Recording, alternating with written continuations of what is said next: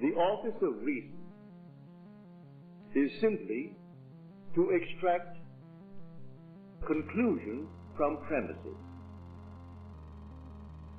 Must my premises always be based upon the evidence of my senses? Must they always dictate what is rational to me? Well, having done this and proven it to be a fact, reason doesn't mean to me what it means to the world. For there was sleep in the army, and I wrote a friend of mine who was a Freudian, and he practiced psychiatry in New York City. He was drafted, he was an Englishman too, and he was drafted and he was off in Florida, a man my age. And so when I got out, knowing exactly what I did, I wrote him a detailed letter telling him what I did and how to do it. No, he was a Freudian, and that was something that didn't make sense to him. To him, the whole thing was centered in sex, not in this use of the imagination. But all right. He didn't answer my letter. I got out in 1943, in the spring, in the month of April, March or April of 1943. He drafted me November the 19th, 1942, and I got out in March 1943. When the war was over and all the other fellows were being discharged, he was discharged. And he said to me afterwards, you know, Neville, I love to come to your lectures and to hear you because it's interesting, it's fairy. You turn my daily bread into the substance of fairy. But while I listen to you, you know what I do? I put my feet right down into the carpet and I hold on to the sides of the chair to keep my sense of the reality and the profundity of things. So he kept on holding his little cot in the office for another 3 years because he couldn't let go and put himself where he wanted to be. So I am telling you how it's done. I am telling you how it's done from my own experience. That my perceptions are not necessarily bounded by organs of perception.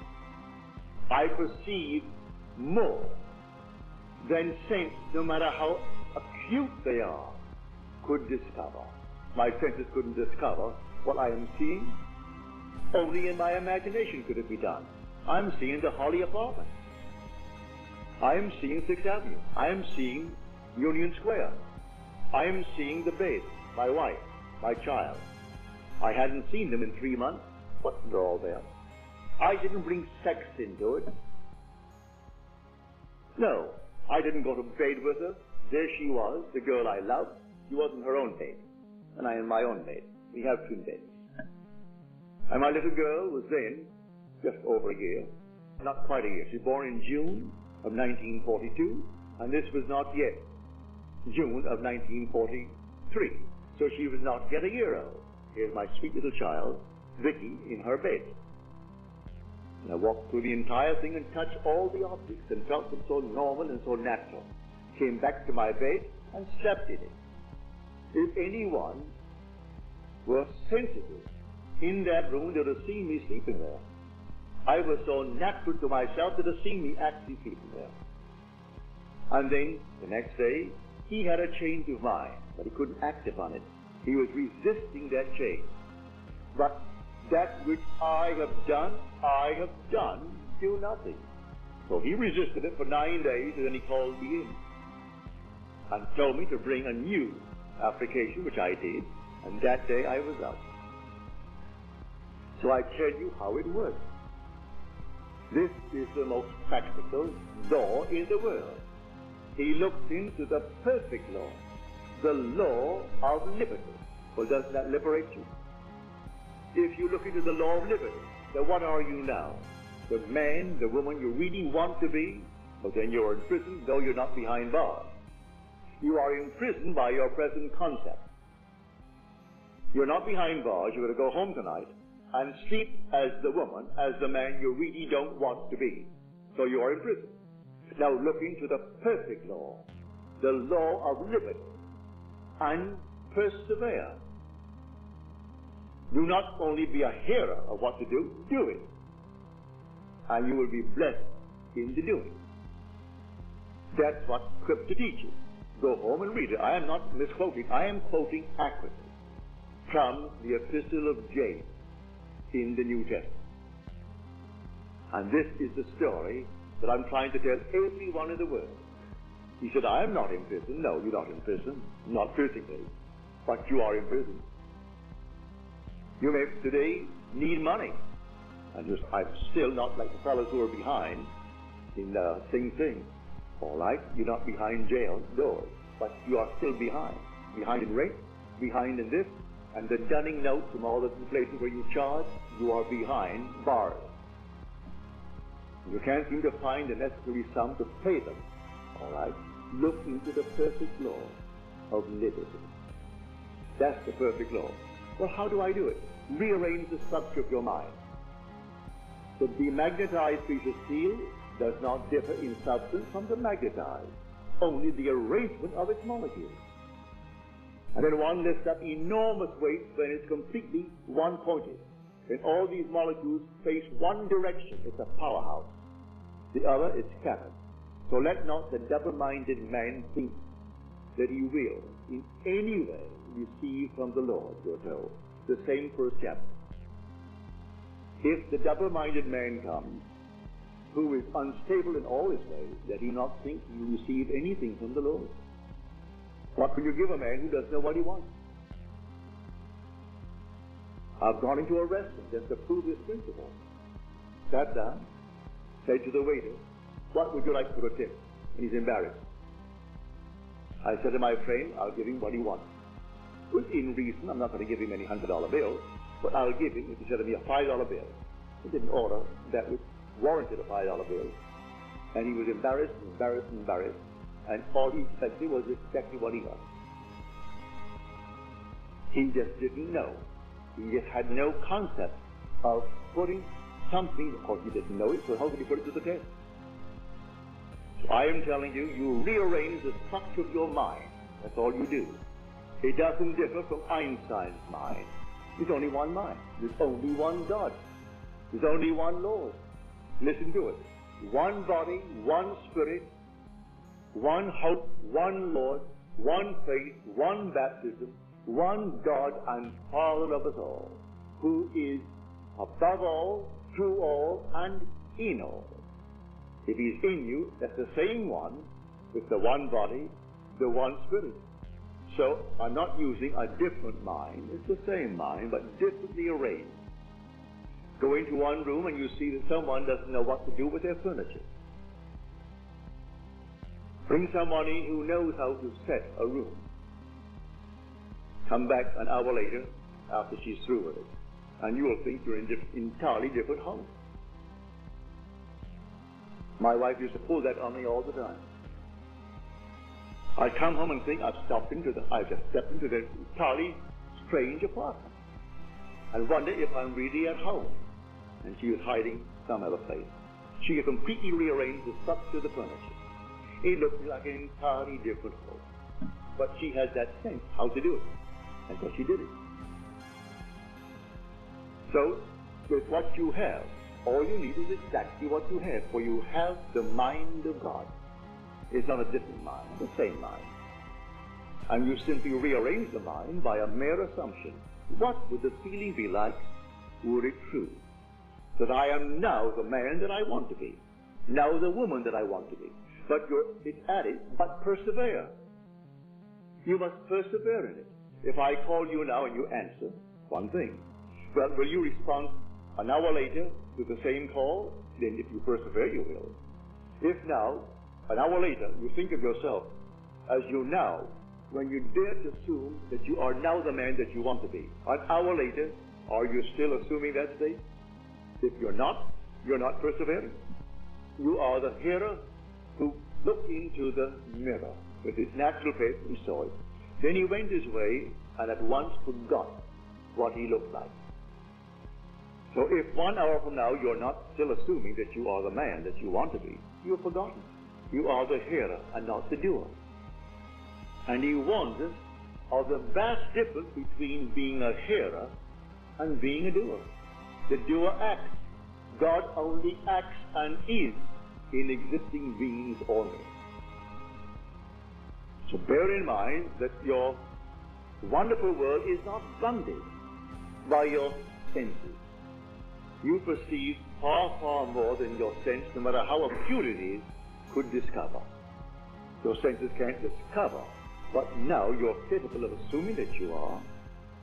Your senses dictate what reason will allow. And your reason and your senses are bound together. Go beyond it. For what you now know from experience, what you know from the past will not be what you will know when you know more than you now know.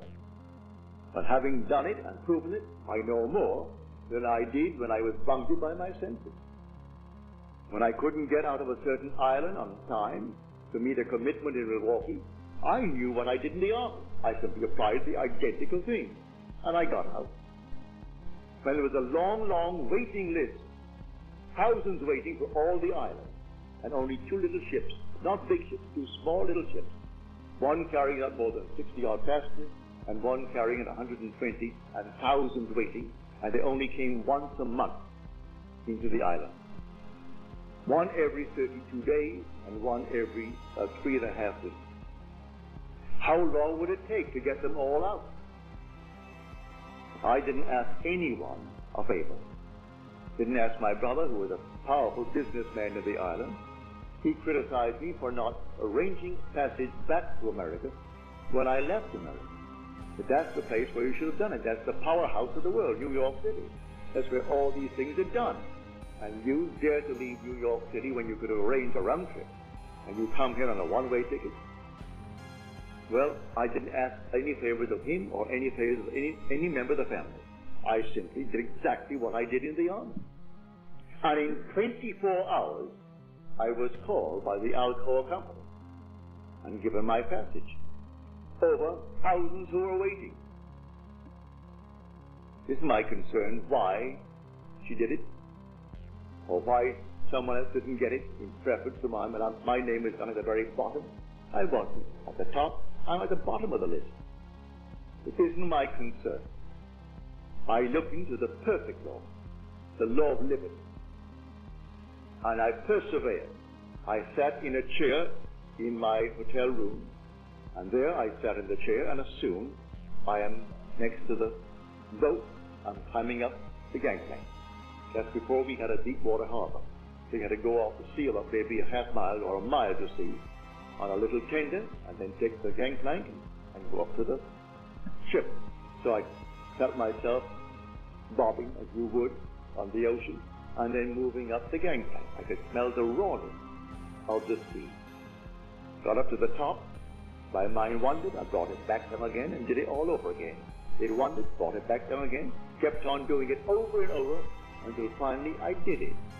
I fell sound asleep sitting in the chair in the act of doing it. Next day, Alcoa calls me and gives me my passage for my wife and my little girl.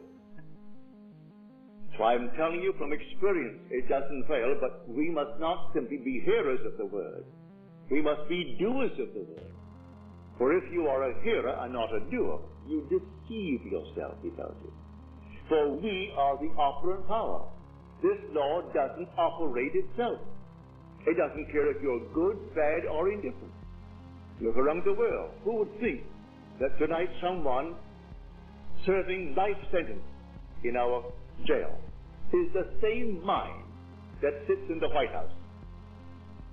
Who would think the one who sits now in the Vatican, that mind of the Pope is the same mind of the one who is groveling on his belly, trying to kiss his hand? So on Sunday, there'll be Palm Sunday, and they'll do all these things on Palm Sunday, the Holy Palm. And then comes Friday, then comes Sunday, and all this will go on and have all the show, fabulous show. And he who is being born on the backs of strong, strapping men does not differ from those who are his slaves bearing him. The same mind, but they have rearranged their mind to be slaves. And he has arranged his mind to be the Father, to be Papa, the great Pope. same mind. There is only one mind in the world. There aren't two minds.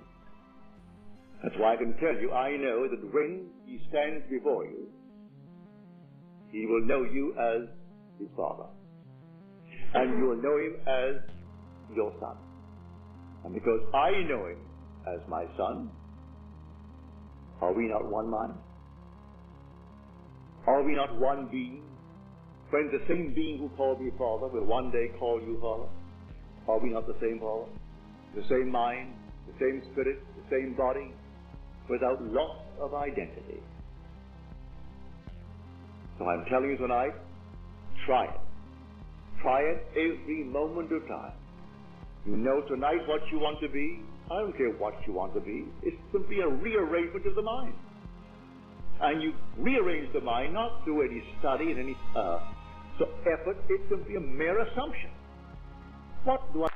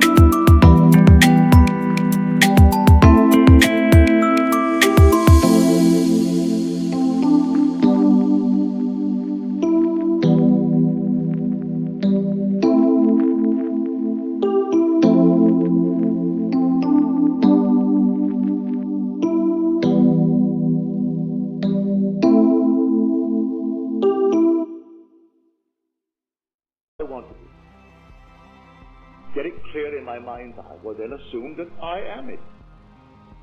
Listen to the words in the book of Joel. Let the weak man say, I am strong. Let the weak man say, I am strong. That's in the book of Joel. Jehovah God, what the word would mean, Joel. You're called upon when you are dumb to assume that you're exactly what you want to be. Not dumb because you don't want to be that. You want to be as free as the wind. Well, assume that you are. May I tell you in a way that no one knows you'll become it. But you must persevere. And the word perseverance is true. If I don't believe it, well then 1 second later, I've turned back to my former state. So I ask you to leave what you are unless you like what you are. The portions of what you are today that you like. All right, wonderful. There are other portions that you do not like. Well, you don't have to give up everything in your living room when you rearrange the structure of it. Certain pieces it will keep. You may change this location, but you'll keep it. The same thing is true with the structure of the mind. You keep certain things and you let other things go. Take friends in your world who are not doing well, rearrange them in your mind's eye, and they're doing well. So put that part of the structure in your mind's eye. Rearrange the entire structure and dare to assume that it's true and walk in that assumption. And that assumption, though at the moment is denied by reason and denied by your senses, if you persevere in it, it will harden into fact. That comes by promise. And no one's going to stop it, may I tell you. But you could go on living in a state that you do not wish in this.